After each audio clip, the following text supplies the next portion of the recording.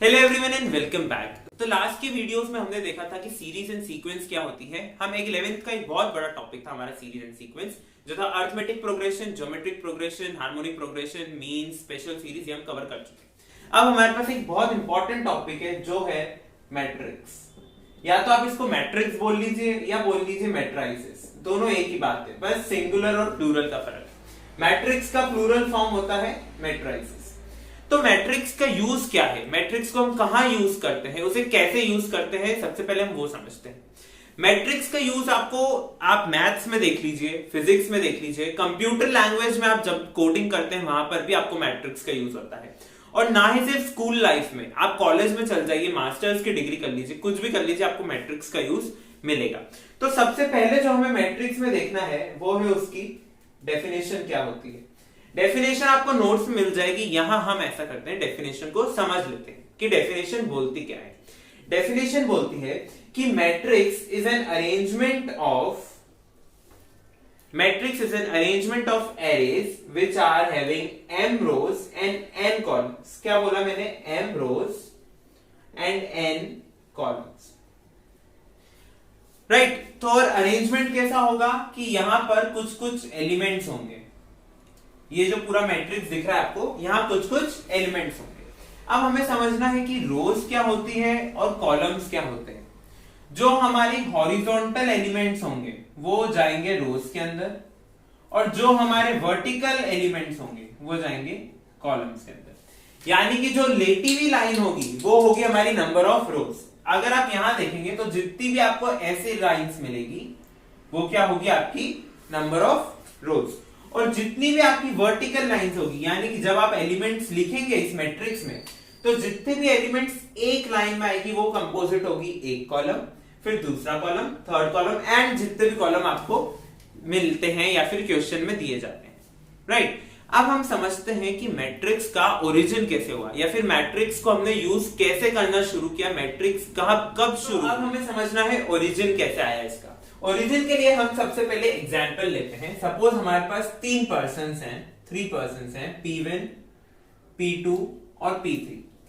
और सपोज करिए कि ये स्टूडेंट्स हैं, कोई 3 स्टूडेंट हैं किसी स्कूल में, किसी क्लास के।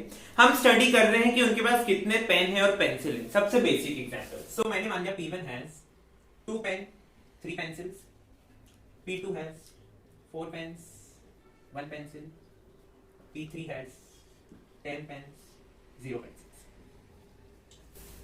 राइट। तो अब आप ये स्टेटमेंट देखिए, ये तो सिर्फ 3 स्टेटमेंट है ना। अगर सपोज मेरे पास 3 की जगह 100 पर्सन्स होते हैं, अगर 100 स्टूडेंट्स होते, स्कूल है, बहुत सारे स्टूडेंट्स हो सकते हैं, मेरे पास 100 स्टूडेंट्स होते तो क्या मैं 100 ऐसे स्टेटमेंट्स लिखता कि P4 has this, P5 has this? नहीं, राइट। ये पहले होता था। उसके बाद हमारे पास एक मेथड आई जिसको हम बोलते हैं टेब्यूलर मेथड। टेब्यूलर मेथड में हम क्या करते हैं, हम यहां पर लिख देते हैं हेडर्स कि हम उस पूरे कॉलम में किसकी बात कर रहे हैं, पर्सन, पेन और पेंसिल, राइट। फिर हम पर्सन के नीचे यहां लिख देते हैं कि P1 के पास कितने पेन है? 2 पेन, और कितनी पेंसिल? 3 पेंसिल। P2 के पास है 4 पेन्स एंड 1 पेंसिल। P3 के पास है 10 पेन्स एंड 0 पेंसिल, राइट।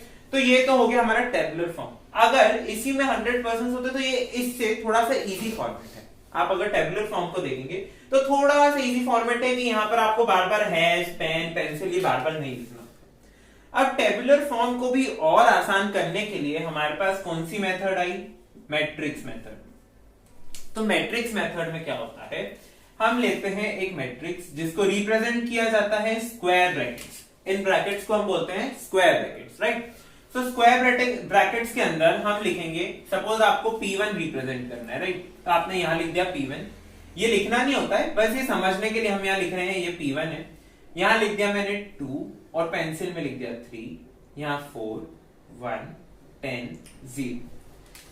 अब आप बोलेंगे कि अगर मैट्रिक्स में हमें इसी को रिप्रेजेंट करना था, तो अगर मैं P1 को भी एक अंदर कॉलम बना देता, P1 P2 P3, तो क्या बुराई थी, राइट। ये भी एक अलग कॉलम बन जाता मेरा। बट मैट्रिक्स में आप जब भी देखेंगे तो मैट्रिक्स में या तो आपको क्या मिलेगा? नंबर मिलेगा या फिर एक फंक्शन मिलेगा।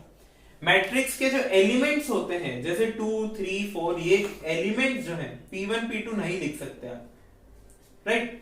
कोई नाम नहीं लिख सकते, सिर्फ नंबर या फिर फंक्शन। फंक्शन यानी f of x f of y हमारे फंक्शंस होते हैं, उन्हें हम मैट्रिक्स के एलिमेंट्स में रिप्रेजेंट करते हैं। अब बात आती है, मैं कब से बोल रहा हूं एलिमेंट्स एलिमेंट्स, तो एलिमेंट्स क्या?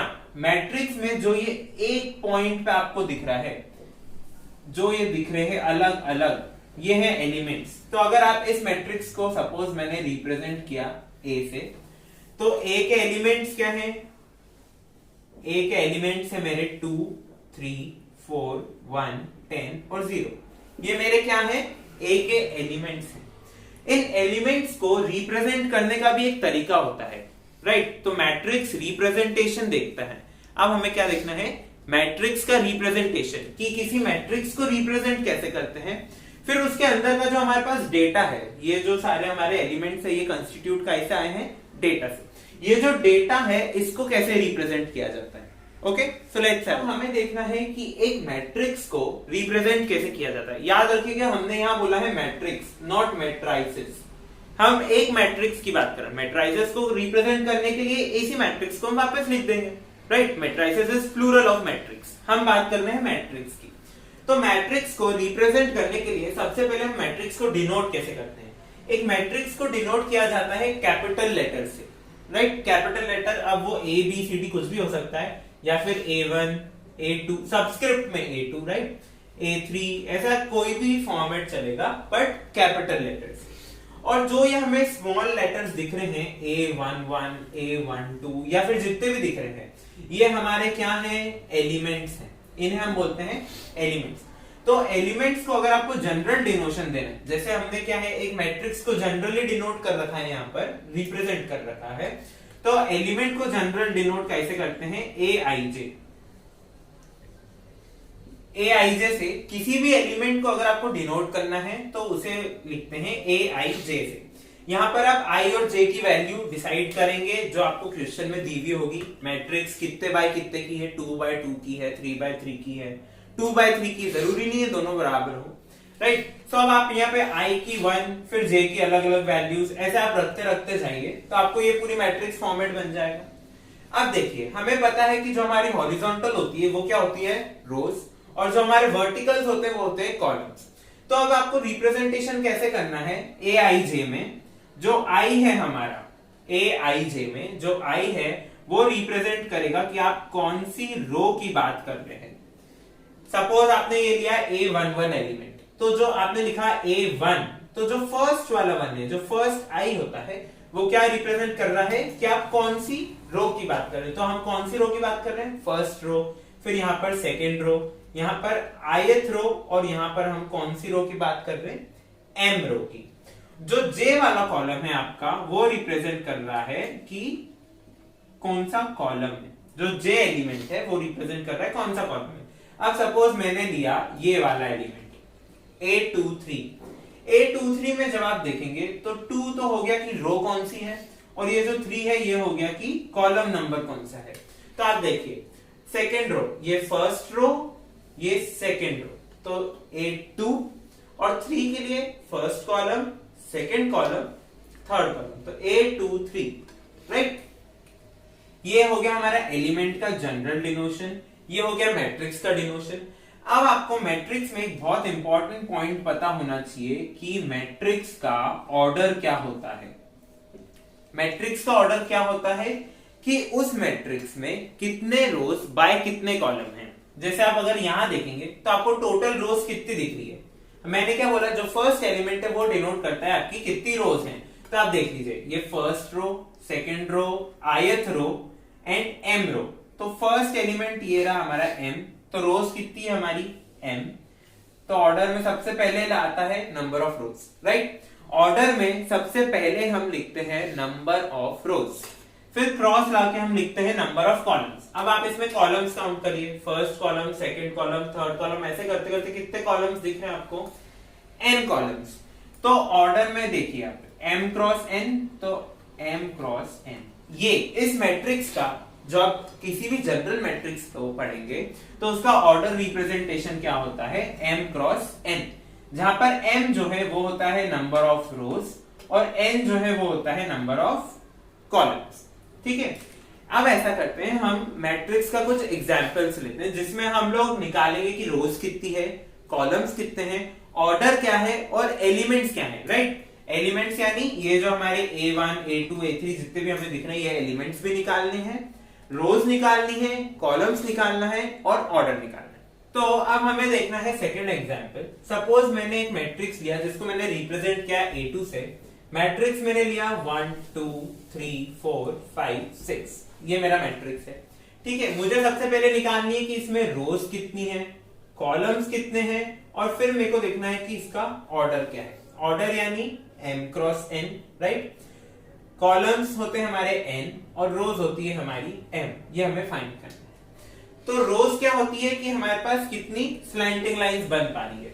So this is R1, this is R2, R3, कितने हो गए 1 2 3, तो रोज की वैल्यू हो गई 3, m की वैल्यू 3 यानी 3 क्रॉस। अब मुझे निकालना है कॉलम्स कितने हैं, तो ये मेरा हो गया कॉलम C1, ये मेरा हो गया कॉलम C2। तो नंबर ऑफ कॉलम्स क्या है 2 और ये हो गया 3 क्रॉस 2, यानी मेरा ऑर्डर क्या हो गया 3 क्रॉस 2। ठीक है, ऑर्डर निकालते टाइम सबसे इंपॉर्टेंट क्या है आपको ये याद रखना है, ऑर्डर मतलब number of rows by number of columns, cross नहीं। ओके, क्रॉस तो हम सिर्फ ऐसे बोल रहे हैं, बाकी जब आप एक्चुअल पढ़ते हैं तो हम पढ़ते हैं m by n। Okay, number of rows by number of columns. Number of rows हमारी 3, नंबर ऑफ कॉलम्स 2। अब इस मैट्रिक्स को अगर आप जो हमारा मैट्रिक्स का रिप्रेजेंटेशन है उससे कंपेयर करेंगे तो आपके पास आएगा A11, A12, A21, A22, A31, A32। Okay, इन दोनों का आप कंपेयर कर लीजिए तो आपके पास वैल्यूज आ जाएगी इन सब की, यानी कि A11 की value, A21, A12, A22, A31, A32, इनकी वैल्यूज आ जाएगी। तो ये तो हो गए आपके elements, number of rose, number of columns और ऑर्डर। अब आपको कोई मैट्रिक्स गिवन है, उसका ऑर्डर आपको उसी मैट्रिक्स में लिखना है। राइट, कौन इतनी रोज काउंट करेगा, कौन कॉलम काउंट करेगा, बट आपको सामने वाले को बताना है कि कितने बाय कितने का मैट्रिक्स है। तो आप ऐसा करिए, ये जो स्क्वायर ब्रैकेट दिख रहा है उसके जो हमारा राइट बॉटम कॉर्नर है वहां लिख दीजिए 3 क्रॉस 2। ओके, जो ये वाला एरिया होता है हमारा राइट बॉटम का कॉर्नर, वो रिप्रेजेंट किसको करता है कि उस मैट्रिक्स का ऑर्डर क्या है। ओके, तो अभी हमने देखा मैट्रिक्स की डेफिनेशन क्या है, मैट्रिक्स को रिप्रेजेंट कैसे करते हैं, उसके एलिमेंट्स कैसे निकालते हैं, रोज कैसे फाइंड आउट करते हैं, कॉलम्स कैसे फाइंड आउट करते हैं। ओके, यहीं पर हम इस वीडियो को खत्म करते हैं। ये तो था मैट्रिक्स का बेसिक्स।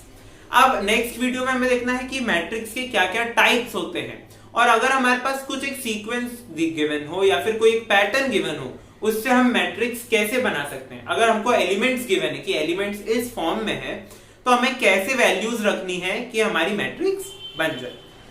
तब तक के लिए हमारे साथ बने रहिए। Thank you for supporting and keep watching.